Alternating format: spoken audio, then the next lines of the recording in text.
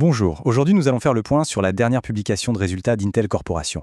Alors Intel, c'est un groupe qui est vraiment au cœur d'une transformation majeure. Il doit naviguer entre, d'un côté, les défis de son marché historique et, de l'autre, les immenses opportunités de l'intelligence artificielle. On va donc décortiquer ensemble ces derniers chiffres pour voir où en est réellement ce géant des semi-conducteurs. Pour cette analyse, on va suivre un plan en 5 points. On commencera par la performance consolidée du trimestre, on regardera ensuite le détail par segment d'activité, puis on se penchera sur l'évolution des marges, la génération de trésorerie, et on terminera bien sûr avec les perspectives données par la direction pour le trimestre qui arrive. Allez, entrons sans plus attendre dans le vif du sujet avec la performance globale d'Intel pour ce quatrième trimestre 2025. Le premier chiffre clé, c'est le chiffre d'affaires. Il s'établit à 13,7 milliards de dollars, ce qui représente une baisse de 4% sur un an. Cette contraction, elle s'explique assez simplement. C'est le reflet de la faiblesse qui persiste sur le marché des PC traditionnels, un défi vraiment majeur qu'Intel doit continuer de surmonter. Maintenant, du côté de la rentabilité. Si on regarde le résultat net officiel selon les normes GAAP, on a une perte de 12 cents par action. Il faut savoir que cette perte comptable est souvent influencée par des éléments qui ne sont pas récurrents, comme des coûts de restructuration ou des ajustements d'investissement, qui ne reflètent pas toujours la performance pure de l'activité. Et c'est là que ça devient intéressant. Si on regarde le bénéfice ajusté qu'on appelle non-GAAP, là, l'entreprise est en fait profitable, à hauteur de 15 cents par action. C'est cet indicateur que la direction et les analystes préfèrent, justement parce qu'il neutralise ces charges exceptionnelles pour donner une vision plus claire de la performance opérationnelle.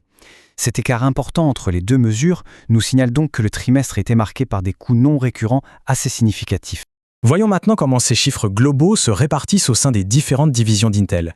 Ici, ce graphique est très parlant. On observe une véritable histoire à deux vitesses. D'un côté, on a le Client Computing Group, c'est le cœur historique d'Intel lié au PC, qui recule et s'établit à 8,2 milliards de dollars. Et de l'autre côté, le segment Data Center & AI qui, lui, confirme sa bonne dynamique avec une croissance qui le porte à 4,7 milliards. C'est la preuve concrète que le virage stratégique vers l'IA compense à donner des résultats, même si ça ne compense pas encore totalement le déclin de l'activité plus traditionnelle. Cette performance contrastée a, logiquement, un impact direct sur la profitabilité de l'entreprise. Alors penchons-nous sur les marges. Les marges reflètent bien les défis actuels. La marge brute ajustée s'établit à 37,9%, tandis que la marge opérationnelle atteint 8,8%. Ces niveaux de rentabilité, bien que positifs en non-GAAP, restent tout de même sous pression. C'est la conséquence des importants investissements dans les nouvelles technologies de production et de la concurrence qui est de plus en plus forte sur le marché. Pour appuyer cette stratégie d'investissement, le PDG Lip Bhutan a un message très clair, je le cite, « Notre conviction quant au rôle essentiel des CPU à l'ère de l'IA ne cesse de croître ». Ce qu'il faut comprendre derrière cette déclaration, c'est une volonté de rassurer les investisseurs. Le message, c'est que malgré la montée en puissance des GPU, les processeurs traditionnels ont toujours un rôle central à jouer dans l'écosystème de l'intelligence artificielle. Alors, un bénéfice, c'est une chose, mais la capacité d'une entreprise à générer des liquidités, c'en est une autre. Et c'est tout aussi crucial. Analysons donc le flux de trésorerie. Et c'est un point positif, malgré la baisse des revenus et la pression sur les marges, l'entreprise montre sa capacité à générer du cash avec 4,3 milliards de dollars de flux de trésorerie opérationnel. C'est absolument fondamental parce que ces liquidités, c'est le carburant indispensable pour financer le plan d'investissement massif d'Intel dans ses nouvelles usines. Abordons maintenant l'élément que le marché attendait peut-être le plus, les prévisions pour le trimestre suivant. Pour le trimestre à venir, il faut le dire, les perspectives sont prudentes.